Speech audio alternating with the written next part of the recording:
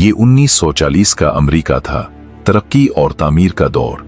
इंसान समझता था कि वो हर चीज पर काबू पा सकता है, हत्ता कि हवा पर भी।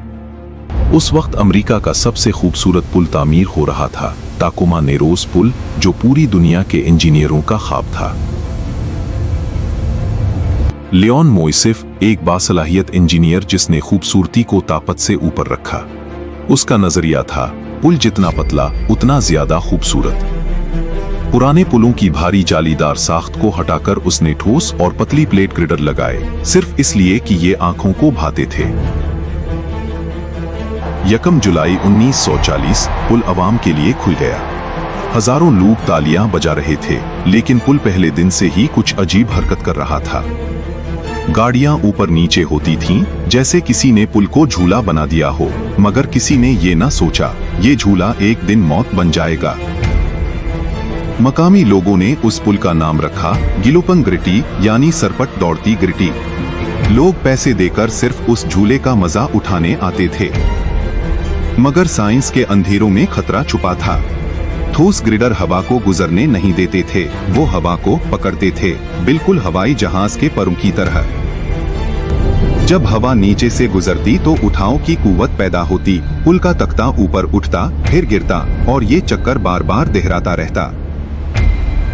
इंजीनियरों ने परेशान होकर रस्सीनुमा केबल्स लगाए ताकि पुल को काबू में रखा जा सके, मगर ये कोशिश नाकाफी साबित हुई।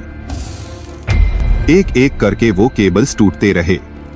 पुल के अंदर तवानाई जमा होती रही, जैसे एक कमान खिंचती जा रही हो। फिजिक्स के माहिर जानते थे कि हवा सिर्फ धकेलती नहीं, वो घुमाती भी है, मरोड़ती भी है। मगर उस वक्त कोई भी पुल डिजाइन में ये हकीकत शामिल नहीं कर रहा था। 7 नवंबर 1940 सुबह सवेरे आसमान बादलों से भरा था और हवा की रफ्तार 40 मील फी घंटा तक पहुंच चुकी थी। लियोनार्ड कोटसुर्थ अपने कुत्ते टब्बी के साथ पुल पर सवार हो गया। वो नहीं जानता था कि ये उसकी जिंदगी का सबसे खौफनाक सफर होगा। अचानक पुल की हरकत बदल गई। ऊपर नीचे का झूला एक खौफनाक मरोड़ में तब्दील हो गया। ये थी एयरवाइलास्टिक फिल्टरिंग, हवा और लचक का मुहलिक नाच।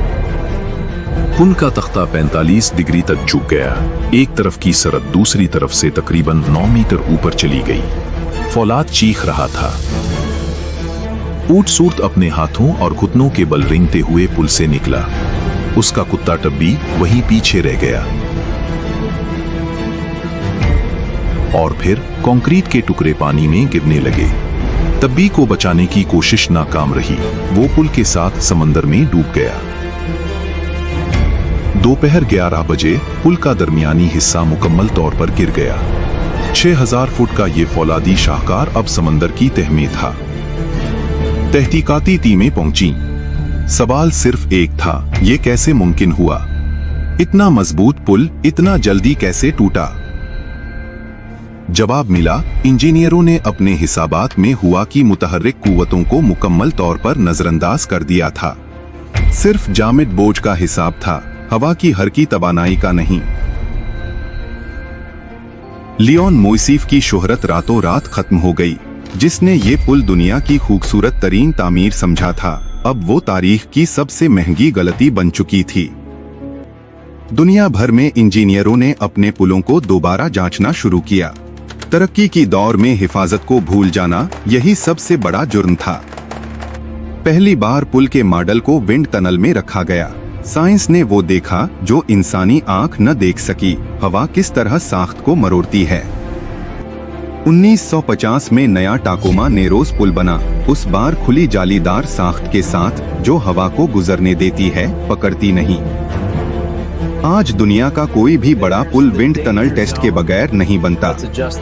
गिलोपंग गर्टी ने अपनी मौत से एक पूरी साइंस को जन्म दिया, बुर्ज एरोडायनामिक्स। 2026 में आज मसनूई जहानत के जरिए पुलों की हजारों आजमाइशें वर्चुअल दुनिया में की जाती हैं, मगर उन सब की बुनियाद 1940 की तबाही के सबक पर है।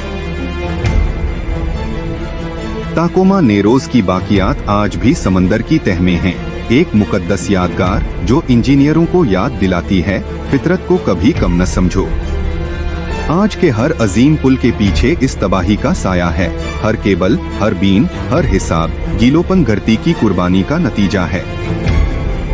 फितरत ने उस दिन एक सबक दिया था, खूबसूरती और मजबूती साथ चलते हैं, वरना दोनों ही डूब जाते हैं। गीलोपन घरती हमेशा के लिए याद रहेगी। अगर आपको ये कहानी पसंद आई तो लाइक करें, चैनल को सब्सक्राइब करें, क्योंकि तारीख के सियाहराज अभी भी बाकी हैं।